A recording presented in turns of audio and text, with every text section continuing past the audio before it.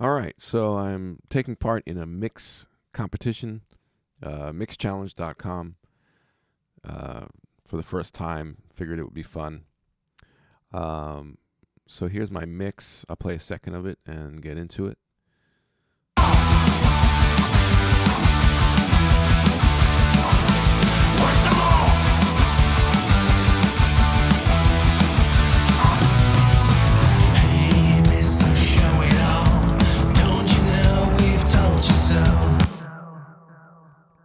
So good old rock and roll. Limitations. No triggers allowed on the drums.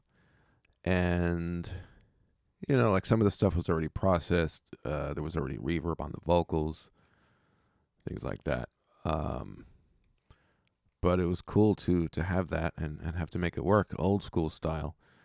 No triggers.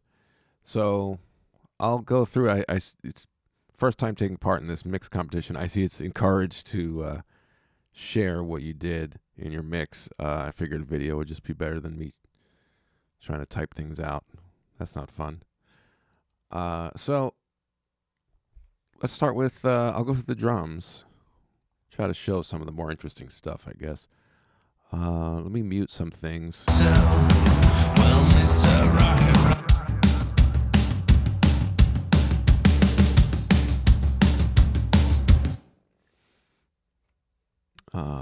Take that reverb off. Okay, so dry drums.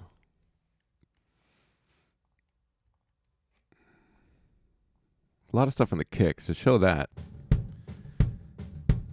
there's the dry kick. Now what I use is no triggers, but I'm using this for a gate. So it's a really clean drum gate.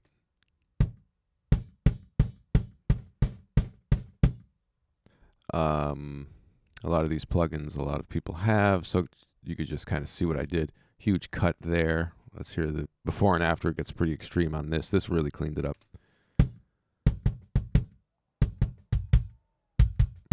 Oh yeah. Who needs triggers when you got EQ? And lots of EQs.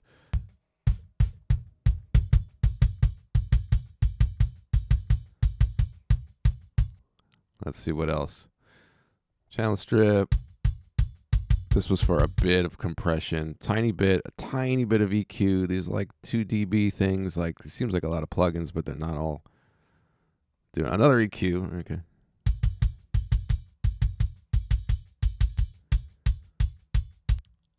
Sometimes I use a lot of plugins, but they're usually trying to get it to sound a way that I have in mind. It's not like just throwing things on there. R bass. Starting to get there. A little bit more compression.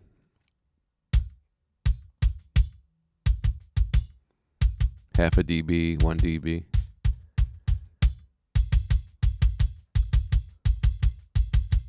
So there's the kick, and then there's some drum bus processing just to show that. Blended in at 40%. Compressor here.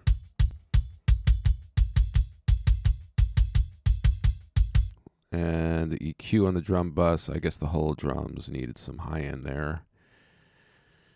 So there is the kick sound.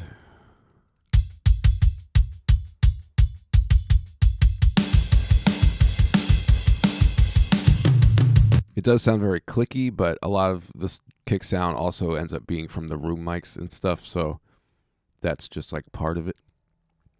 To me, it's not too clicky in the mix. So there's that. The snare was already gated, already EQ'd, already compressed, right? You could tell. Starting with this. Snare was going to be a challenge. Hold on, I have a reverb on there. Okay, so here was the starting point. Already gated, already EQ'd, very compressed. It sounds like a DBX compressor, right? So here's what I started doing with that. Channel strip, cutting.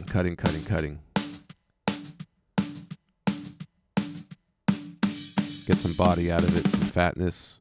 And the high end was it was pretty bright, and then also the overheads and the room mic. I need bright for the cymbals, so that ended up really bright. So the snare, more cutting. So it's like the snare was kind of over EQ'd to begin with, but it's all good with the cuts, I think. Has more of the rock and roll kind of snare there. Then I blended in, which seems unconventional, but I felt like it needed it, a duplicate of the snare with a tight stereo delay on there.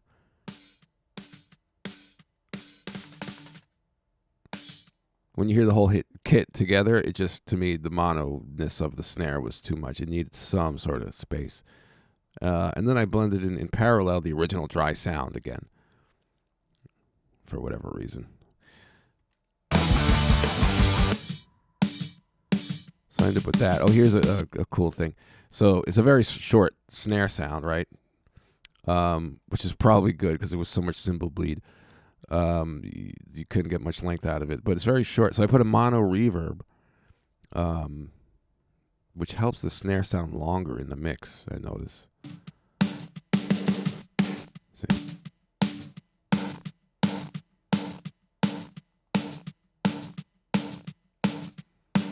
It doesn't sound too much like reverb when it's in the mix. It just sounds like a longer snare. What else? Toms aren't that interesting. 2 channel strips. The room mic, mono room mic, that I made stereo, again, with this free Stereo Touch plugin.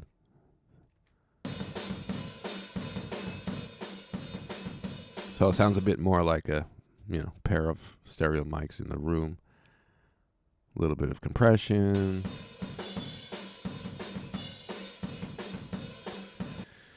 What else? Clipper, not really doing much. Catching some peaks here and there. So that is going to add to everything, right?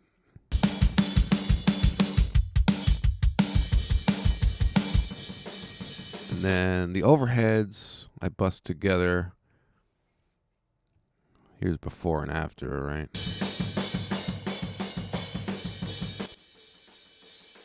Oh, so I really got rid of everything. I didn't like the way the drums sounded in the overheads.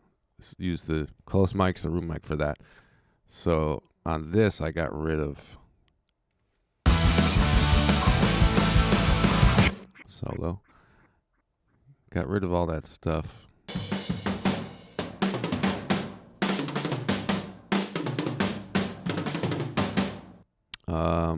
Saturated it.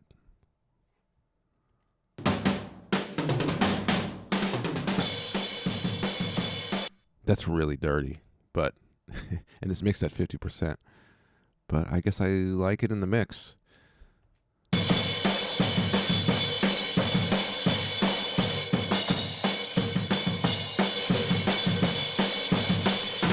It's really dirty and aggressive. Oh well, I guess I like it. After the saturation, more cutting, because it kind of ends up adding stuff down there again. Another compressor. It's not like this is my favorite compressor or something, but with this mix, I just wanted to go, go, go. So it's not really a variety of plugins.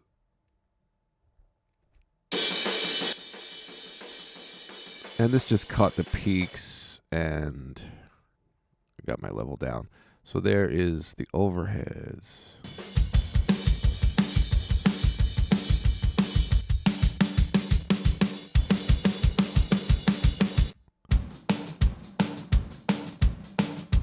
What else?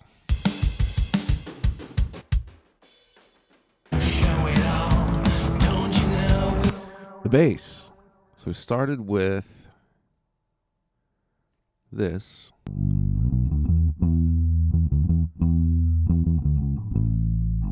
To me, just the wrong kind of sound for this song. Started cutting some 200.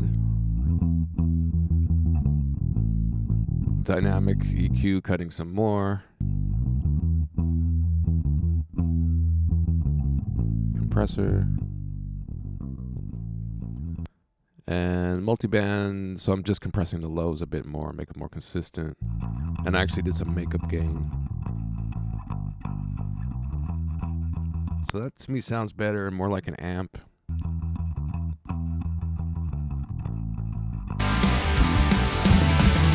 Then the second track, I duplicated it, and this was for the overdrive. So I used this. Actually, a guitar amp. And distortion pedal. I